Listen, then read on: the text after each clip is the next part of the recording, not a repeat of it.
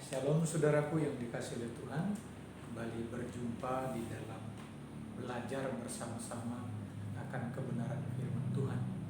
Nah, malam hari ini saya mengajak kita untuk belajar bersama-sama di dalam kitab Nehemia pasal yang kedua ayat yang pertama sampai dengan yang ke-10. Nah, pada beberapa waktu yang lalu kita sudah belajar kitab Nehemia pasal yang pertama. Nah, saudara, ada beberapa prinsip yang menarik untuk kita bisa lihat di dalam pasal yang kedua ini. Dan kita sudah belajar beberapa hal yang sangat penting di dalam pasal yang pertama. Nah, pada saat ini kita akan bersama-sama untuk mempelajari di dalam pasal yang kedua ayat yang pertama sampai dengan ayat yang ke-10. Nah, oleh karena itu saya mengajak kita untuk membaca bagian firman Tuhan ini.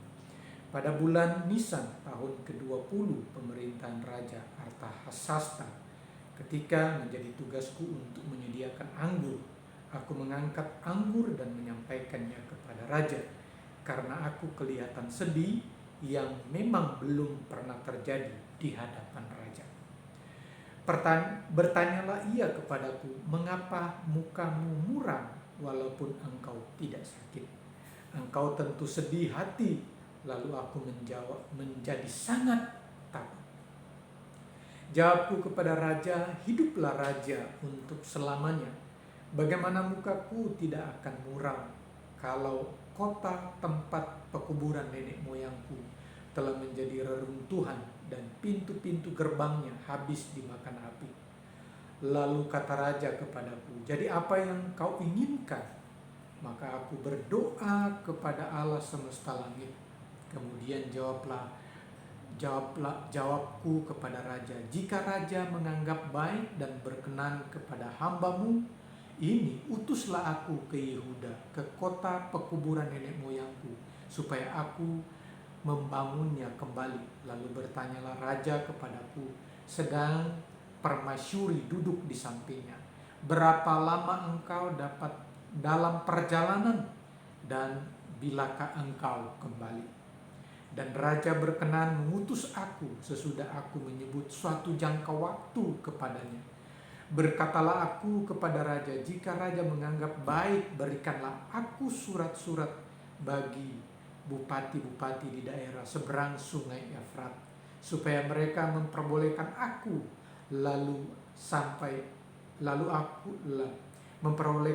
memperbolehkan aku lalu sampai aku tiba di Yehuda. Pula sepucuk surat bagi Asaf, pengawas taman raja, supaya dia memberikan aku kayu untuk memasang balok-balok pada pintu-pintu gerbang di benteng bait suci, untuk tembok kota dan untuk rumah akan kudiami. Dan raja mengabulkan permintaanku itu, karena tangan Allahku yang murah melindungi aku. Dan kita bisa membaca sampai dengan ayat yang ke-10. Nah, saudara-saudaraku yang dikasihi oleh Tuhan, saya memberikan judul dalam bagian firman Tuhan ini adalah keintiman dengan Allah selaras dengan perbuatan yang sesuai dengan kehendaknya. Nah, Nehemia pada waktu itu adalah seorang kepercayaan Raja Persia.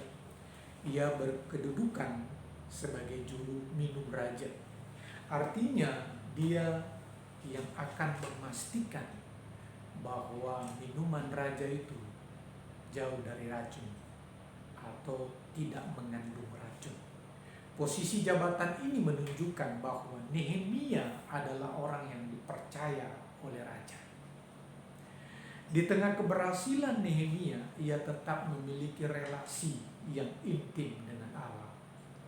Mengingat latar belakang Nehemia yang adalah orang Yahudi, dan juga posisi dia berada saat itu adalah di Persia, ya, yaitu sebuah negara yang tidak mengenal Allah. Maka disimpulkan Nehemia adalah orang yang tidak mudah terpengaruh dengan kondisi, walaupun memang dia punya alasan untuk bisa terpengaruh dan bisa dia terpengaruh dengan situasi dan kondisi. Tapi status dia tidak mempengaruhi dari kondisi-kondisi yang ada. Jadi kondisi-kondisi yang ada di tanah rantau, ya, di negara atau di satu tempat yang tidak mengenal Allah, tidak mengganggu posisinya sebagai orang yang dipilih, yang dipersiapkan oleh Allah, umat yang dipilih, ya, umat yang khusus bagi Allah. Nehemia sukses menjadi orang kepercayaan Raja Persia, ya, walaupun ada begitu banyak godaan yang bisa mempengaruhi kerohanian. Sama halnya dengan kita yang berada di tengah-tengah dunia saat ini, kita sangat mudah dan sangat banyak tantangan untuk mempengaruhi kehidupan kerohanian kita. Ditambah lagi dengan kondisi kehidupan orang Persia, ya, menambah perjuangan Nehemia untuk mempertahankan keidentitasnya, ya, mempertahankan kehidupannya yang sungguh-sungguh taat kepada Tuhan. Nah, saudaraku yang dikasihi oleh Tuhan, sekalipun demikian Nehemia tetap menjaga kehidupan rohani. Itulah alasan, ya, ia peka dengan hati dan kehendak Tuhan dalam hidupnya. Saudara-saudaraku yang dikasihi oleh Tuhan, kalau kita melihat beberapa ayat di sini, raja melihat dan bertanya, "Mengapa kamu murah? Ada apa? Kamu tidak sakit, tetapi kenapa mukamu muram?" Dan dia menjawab kepada raja, "Jawabku kepada raja," ayat yang ketiga, "hiduplah raja untuk selama-lamanya. Bagaimana mukaku tidak akan muram kalau kota tempat pekuburan nenek moyangku telah menjadi reruntuhan dan pintu-pintu gerbangnya habis dimakan api." Ya, saudara-saudaraku yang dikasihi oleh Tuhan, ada beberapa pelajaran yang sangat penting yang bisa kita pelajari dari kehidupan Nehemia pada bagian pasal yang kedua ini. Yang pertama adalah Nehemia memiliki beban dengan pekerjaan Allah. Jadi keintiman Nehemia dengan Allah melahirkan beban atas pekerjaan Allah. Saudara-saudaraku, kalau kita melihat di dalam ayat-ayat ini, maka kita akan menemukan itu bagaimana Nehemia punya beban dan kerinduan yang besar untuk supaya dia punya waktu untuk membangun kembali Yerusalem yang jadi reruntuhan. Kalau kita lihat ayat yang keempat di pasal yang pertama, maka kita melihat bagaimana reaksi Nehemia ketika mendengar kondisi bangsanya dan kota Yerusalem. Di situ kita lihat bahwa ketika ku dengar berita ini, duduklah aku menangis dan berkabung selama beberapa hari. Aku berdoa dan berpuasa selama beberapa hari. Kehadiran Allah semesta langit. Saudara-saudara, inilah yang dilakukan oleh Nehemia. Beban adalah tempat di mana sesuatu yang besar dimulai. Nehemia menghampiri Allah dengan hati yang berbeban dan jujur menghadapi kehancuran. Jujur untuk semua, tanpa menyalahkan orang lain atau mencoba untuk melibatkan orang lain. Ia hanya mengatakan semuanya itu kepada Tuhan. Nah, kalau kita memperhatikan juga ayat yang ke-11 di dalam pasal yang pertama, maka ya bunyinya demikian, "Ya Tuhan, berilah telinga kepada doa hamba-Mu ini dan kepada hamba-hamba-Mu." Gitu. Saudara-saudaraku yang dikasihi oleh Tuhan, itulah yang dilakukan oleh Nehemia. Ya. Bagaimana dia punya beban dan hati yang punya kerinduan yang besar untuk membangun kembali, ya, tembok Yerusalem yang telah hancur. Saudara-saudaraku yang dikasihi oleh Tuhan, ada seorang teolog, ya, Walter Wink, seorang teologi Perjanjian Baru, berkata, "Sejarah manusia milik para pendoa syafaat. Bagi mereka yang percaya dan berdoa, apa yang didoakan akan menjadi kenyataan. Jadi sejarah manusia di dalam dunia ini, Walter bilang, adalah milik pendua syafaat. Apa yang didoakan mereka dengan sungguh-sungguh, maka itu akan menjadi kenyataan. Artinya bahwa keintiman doa, puasa, pujian, penyembahan yang dinaikkan oleh Nehemia, dia begitu yakini bahwa Tuhan akan buat itu menjadi kenyataan. Dan itu yang terjadi. Saudara-saudaraku yang dikasihi oleh Tuhan, ketika dia berhadapan dengan raja dan raja menanyakan, kenapa kamu sedih? Ya, kenapa kamu bermuram? Bukannya sedih dan sebagainya. Dia menjadi takut. Gitu. Tapi selama kurang lebih 4 bulan dia telah berdoa kepada Tuhan, bahkan berpuasa. Gitu. Tapi dia begitu yakin untuk menjawab kepada raja. Hiduplah raja untuk selamanya. Bagaimana mukaku tidak akan muram kalau kota tempat kediaman pekuburan nenek moyangku hancur. Nah, yang menarik saudara-saudara, Nehemia menjawab juga kepada raja ayat yang kelima. Gitu. Kemudian jawabku kepada raja, jika raja menganggap baik dan berkenan kepada hambamu ini, utuslah aku ke Yehuda, ke kota pekuburan nenek moyangku, supaya aku membangunnya kembali. Saudara-saudaraku yang dikasihi Tuhan, jawaban ini seharusnya memiliki resiko. Dia tahu bahwa ada resiko yang besar yang mengancam hidupnya ketika dia menjawab ini. Tapi dia punya keyakinan karena dia sudah berdoa kepada Tuhan. Maka dia menjawab itu kepada raja. Nah, saudara, apa yang terjadi?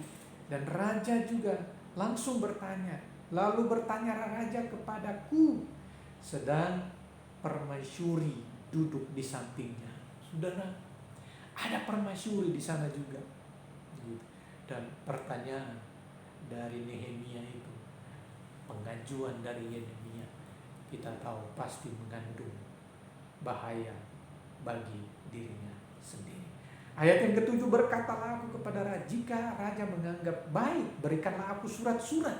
Nah saudara, dari permintaan yang pertama, Nehemia lanjut dengan permintaan yang kedua. Dan ini juga seharusnya bagi seorang Buddha tidak layak untuk mengajukan permintaan seperti itu. Tapi sekali lagi, Nehemia meminta permintaan yang tidak biasa. Kenapa saudara? Karena keintiman dia dengan Tuhan melahirkan keberanian untuk mengajukan pertanyaan-pertanyaan itu. Ayat yang ke-8 lagi. Nah, ini menarik lagi saudara. Ayat yang ke-8 dia katakan, pula sepucuk surat bagi Asaf, pengawas taman raja, supaya dia memberikan aku kayu untuk memasang balok-balok pada pintu-pintu gerbang di benteng bait suci. Saudara, permintaan selanjutnya, sekali lagi permintaan yang tidak biasa. Dan itu dia sampaikan kepada raja. Dan itu mengandung risiko yang sangat besar. Saudara-saudaraku yang dikasihi oleh Tuhan, ayat yang ke-9 lagi, kita lihat.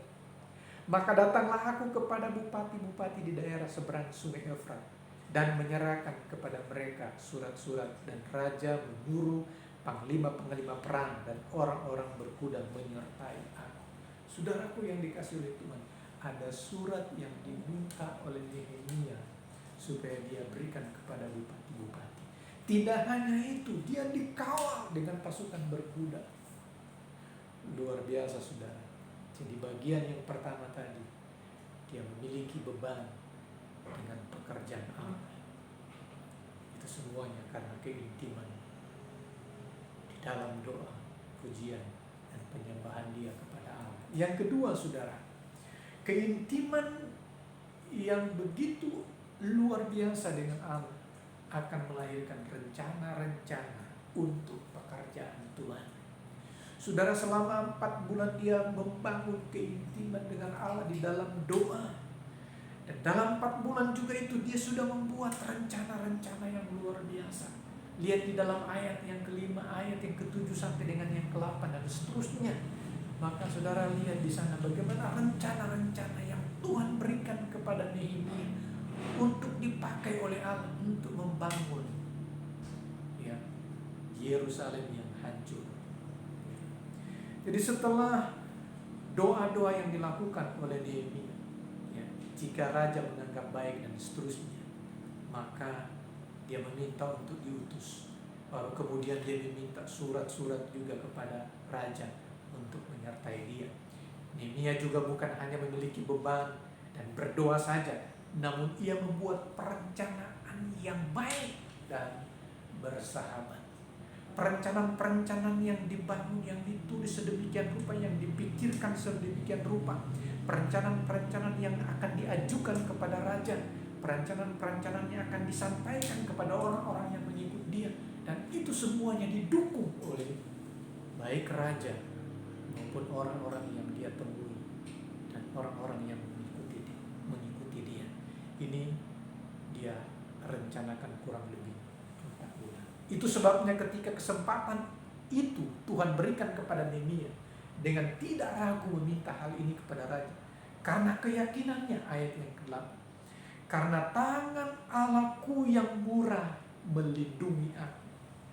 Ayat yang ke-8 di situ kita lihat, ya, ayat yang ke-8 bagian dari bagian B di sana dikatakan, dan raja mengabulkan permintaanku itu karena tangan Allahku yang murah melindungi aku. Saudara-saudaraku yang dikasihi oleh Tuhan, saya percaya bahwa tangan Allah yang ajaib dan luar biasa juga itu akan melindungi dan menjaga kita di situasi kondisi COVID-19 saat ini. Saudara-saudaraku yang dikasihi oleh Tuhan, percayalah, tangan Allah itu yang murah itu akan melindungi dan menjaga kita. Oleh karena itu, di tengah-tengah COVID-19 ini, buatlah rencana-rencana yang Tuhan kehendaki untuk kita lakukan ketika satu saat nanti bahwa COVID-19 ini akan selesai. Maka kita sudah siap dengan rencana-rencana yang ajaib yang Tuhan akan buat dalam kehidupan kita. Nah, saudaraku yang dikasihi oleh Tuhan, ayat yang ke-11-12 di sana dicatat, setelah Nehemia tiba di Yerusalem, ia tidak terburu-buru, ya, untuk mengambil tindakan. Kita perhatikan ayat 11-12. Nehemia adalah orang yang sangat bertanggung jawab di dalam mengambil tindakan. Begitu ia tiba di Yerusalem, apa yang dia lakukan, saudara? Sesudah 3 hari aku di sana, ya, bangunlah aku pada malam hari bersama-sama beberapa orang saja yang menyertai aku. Jadi sebelum tiba di Yerusalem, Nehemia yakin dengan panggilan Tuhan untuk membangun tembok di Yerusalem. Kita berharap, ya, kita yakin dengan pimpinan Tuhan, kita segera mengambil tindakan untuk semua rencana-rencana yang akan kita lakukan berkenaan dengan pekerjaan Tuhan. Saudara-saudaraku yang dikasihi oleh Tuhan, ya, ternyata Nehemia melewati 3 hari tanpa bertindak. Dia minta hikmat dari Tuhan. Dia melihat, mengevaluasi, mengamati semua apa yang telah terjadi. Nehemia membutuhkan waktu, merasa perlu untuk mendapatkan penilaian, ya, evaluasi dan sebagainya, untuk melihat apakah ini apa yang harus dilakukan, rencana-rencana mulai dari mana dan seterusnya. Ayat yang ke-13 sampai dengan 15. Bagi Nehemia, pekerjaan Tuhan membutuhkan perencanaan yang matang, bukan hanya sekedar kita berdoa. Nah, di dalam masa-masa inilah ia menyaksikan betapa parahnya kondisi yang ada. Ya, ia menyaksikan konsekuensi dari dosa menyebabkan kehilangan tanah yang telah dipercayakan Tuhan sebelumnya. Jika orang Israel bisa kehilangan tanah mereka karena keberdosaan mereka, maka kita pun sama. Banyak hal yang sudah Tuhan percayakan kepada kita, namun kita perlu mengawasi bagaimana kita hidup. Ketidaksetiaan kita kepada Tuhan akan memaksa Allah untuk menyelamatkan kita dengan cara yang sama, yaitu kehilangan tanah. Saudara-saudaraku yang dikasihi oleh Tuhan, apa aplikasinya buat kita? Yang pertama, seberapa banyak saudara memiliki beban untuk pekerjaan Tuhan? Itu aplikasi yang pertama buat. Seberapa jauh persoalan sesama membebani hatimu, membuat saudara berkabung, berpuasa dan berdoa di hadapan Tuhan. Hanya orang yang hatinya sudah diubahkan akan memiliki hati yang peka dengan hati Tuhan. Hanya relasi yang intim dengan Tuhan yang membuat saudara bertekun di dalam doa. Yang kedua, saudara, yang menjadi refleksi dalam hidup kita, doa dan ketergantungan kita kepada Tuhan adalah hal yang mutlak bagi orang percaya. Namun perencanaan yang baik adalah tanggung jawab seorang pelayan. Apakah saya dan saudara memiliki beban tertentu untuk pekerjaan Tuhan? Apakah sejauh ini masih tetap sebagai pokok doa kita tiap-tiap hari? Ketekunan di dalam berdoa dan menantikan Tuhan akan membuat kita bijaksana di dalam menyusun rencana yang baik dan bersahabat.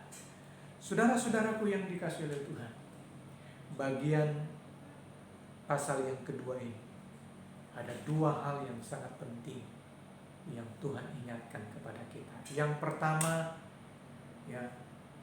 beban kita untuk pekerjaan Tuhan.